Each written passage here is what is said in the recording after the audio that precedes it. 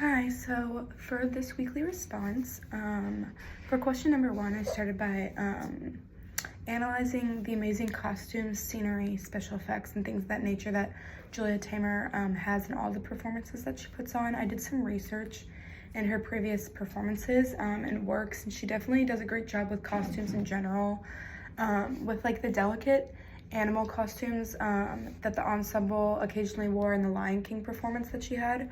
That was very interesting. And also her use of the parachute size sheets with aerial acrobatics was amazing. Prior to watching A Midnight Summer Dream, I actually knew that Taymor did a great job with everything regarding this first question, so it was exciting to dive into it. The performance had very good music in the background a lot of the times and had great movement within the scenes, but some of the people were dressed as props in the background and obviously didn't move as much, so there was that as well. The play started with a luminously lit unmade bed and no words, and a lot of the movement in the performance was meant to symbolize different emotions. For question number two, I thought it was super cool how the children were included in the performance and they were integrated into the dramatic world. There were dozens of children used in the ensemble and also were also a part of the background scenery, mannequins, and props.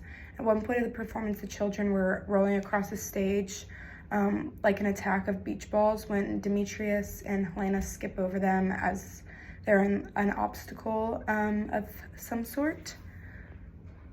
For question number three, I thought one thing in the performance that I didn't quite understand when I first saw it happen was the use of the different costumes. And as I said before, I looked more into Julie in general as a person, and I knew that she had a lot of bold choices in her performances, which included her past Lion King and Spider-Man performances, and it was kind of cool to dive into that and see how some of that aspects of that would relate to this play and the Shakespeare in this play specifically.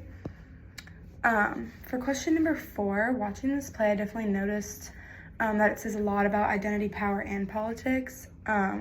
Julia's casting choices also contributed so much emotion to these aspects of the production, as well as they were very prominent throughout the entirety of the play.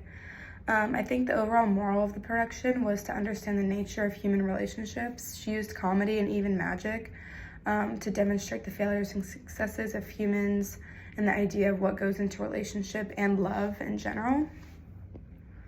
For question number five, the use of visual movements was very important in the play, and I thought it made a big difference in the emotion.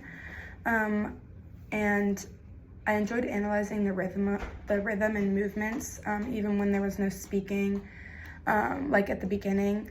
And this kept me on the edge of my seat because they did a great job with the emotion and movement in sync.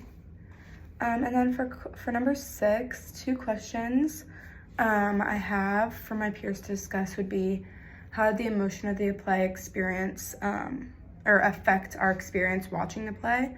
And then, have you seen any other plays that are similar to this one in the aspect of the scenery, costumes, use of different cast members, and the visual movements? So yeah, thank you.